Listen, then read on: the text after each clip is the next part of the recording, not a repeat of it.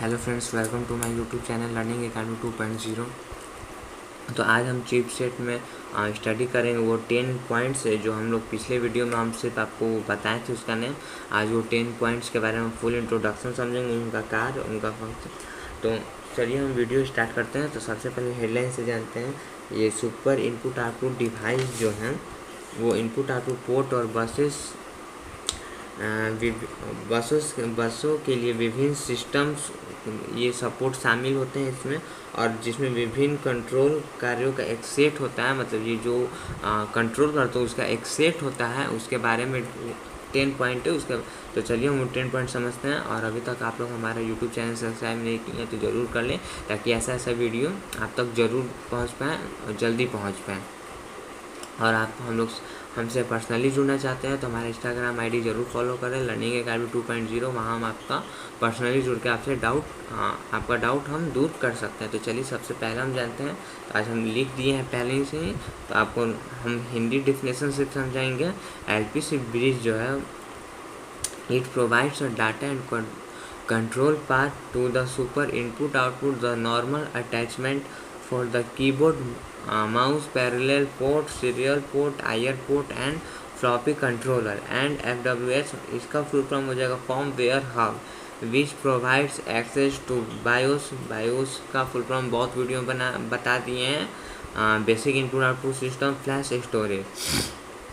चलिए हम इसका हिंदी समझते हैं पहले। एलपीसी ब्रिज या सुपर इनपुट आउटपुट, जैसे कीबोर्ड हो गया, माउस हो गया, पैरेलल पोर्ट हो गया, सीरियल पोर्ट हो गया, आईआर पोर्ट हो गया एंड फ्लॉपी कंट्रोलर हो गया। फ्लॉपी कंट्रोलर के लिए नॉर्मल अटैचमेंट और FWH फॉर्म वेयर हब को डेटा और कंट्रोल पाथ प्रदान करता है, और जो कि बायोस फ्लैश स्टोरेज तक पहुंचाने में ये उसका मदद करता है, प्रदान करता है। ओके, चलिए हम सेकंड पॉइंट समझते हैं।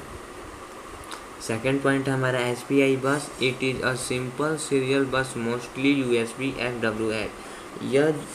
यह एक साधारण सीरियल बस है जिसका यूज हम ज़्यादातर FWH के लिए करते हैं। ओके, चलिए थर्ड पॉइंट हम समझते हैं।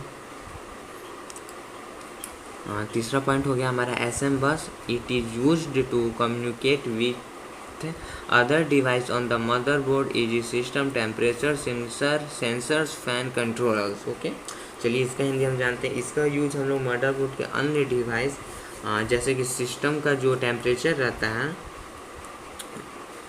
सेंसर, फैन के द्वारा ये कंट्रोल करता है और संचार करने के लिए किया जाता है। मतलब CPU का और भी जो कंपोनेंट्स गर्म होते हैं वो सेंसर फैन उसे कूलिंग करता है और आगे काम करने के लिए वो हेल्प करता है। ओके, चलिए हम चौथा पॉइंट देखते हैं। चौथा पॉइंट है हमारा DMA कंट्रोलर।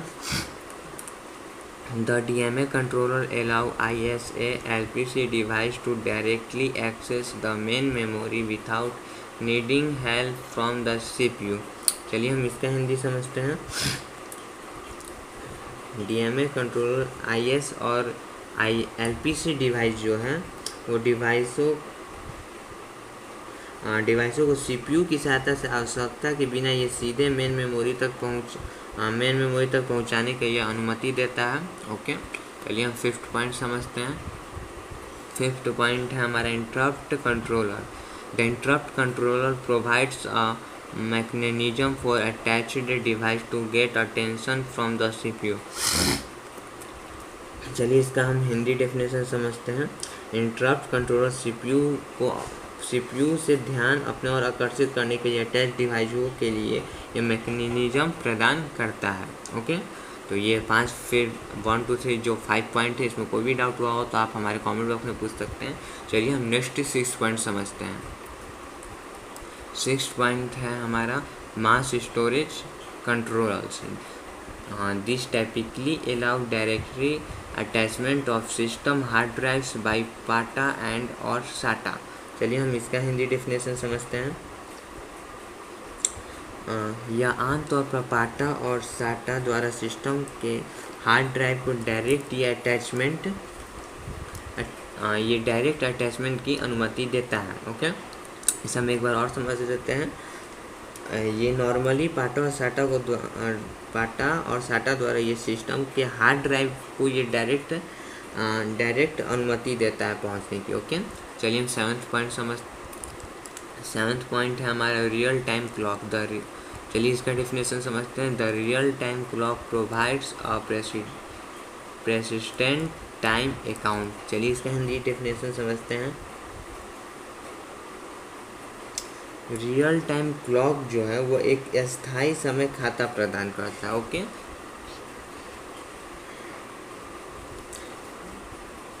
मतलब वो एक ही स्थायी मतलब वो एक ही प्रेसिडेंट मतलब एक ही स्थायी समय खाता वो प्रदान करता है। चलिए 8 पॉइंट हम समझते हैं।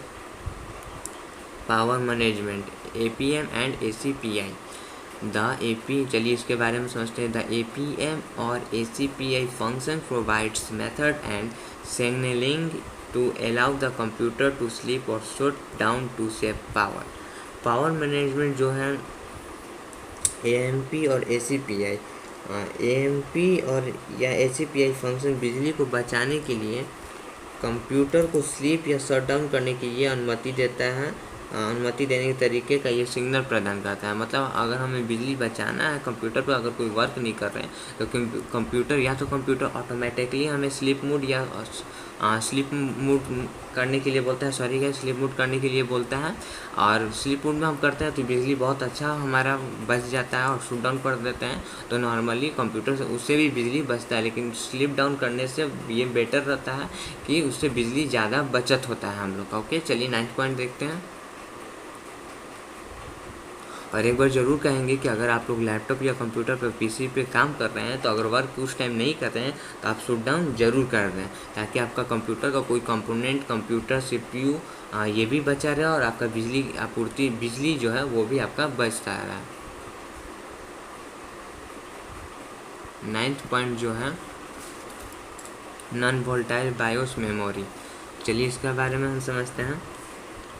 The system CMOS BIOS configuration memory assisted by the supplemental battery power creates a limited non-volatile storage area for system configuration data। Okay, चलिए इसका हिंदी डेफिनेशन हम समझते हैं। BIOS कॉन्फ़िगरेशन मेमोरी ये पूरक बैटरी पावर द्वारा सहायता प्राप्त कर सिस्टम कॉन्फ़िगरेशन डेटा के लिए सीमित नॉन वोलेटाइल स्टोरेज क्षेत्र बनाता है। ओके, इसमें कोई एक बार हम ये फिर से बता देते हैं आपको। सिस्टम जो है वो सिस्टम CMOS जो है वो बायोस कॉन्फ़िगरेशन मेमोरी ये पूरक बैटरी पावर द्वारा ये हमें सहायता प्रोवाइड करवाता, प्रदान करता और सिस्टम कॉन्फ़िगरेशन डेटा के लिए एक सीमित नॉन वोलेटाइल स्टोरेज ये क्षेत्र बनाता है। ओके, चलिए हम 10th पॉइंट देखते हैं। 10th पॉइंट हमारा AC97 और entails high definition audio sound interface. AC97 जो है ये इंटेल का high speed audio sound interface है। ओके, चलिए लास्ट हमारा 11th पॉइंट है वो हम देख लेते हैं। 11th पॉइंट का डेफिनेशन हम समझते हैं। Out of band management controller such as BMC और HECI। ओके, BMC या HECI जो है वो HECI जैसे आउट ऑफ ब्रांड प्रबंधन कंट्रोलर है ये। ओके, तो यहाँ से 6 से लेके 7, 8, 9, 10, 11 तक कोई प्रॉब्लम या आपको डाउट हुआ हो तो आप हमारे कमेंट बॉक्स में पूछ सकते हैं। तो आज के वीडियो में बस हम इतना ही जानेंगे। हम इसके आगे का जो टॉपिक होगा हम नेक्स्ट वीडियो में जानेंगे। मतलब साउथ ब्रिज का तो ख़त्म हो गया ये, लेकिन आगे का जो टॉपिक हो गया हम नेक्स्ट वीडियो में जानेंगे। ओके गाइज, वीडियो अच्छा लगा तो वीडियो को लाइक करें, वीडियो को शेयर करें और चैनल को सब्सक्राइब करना बिल्कुल ना भूलें। Thank you.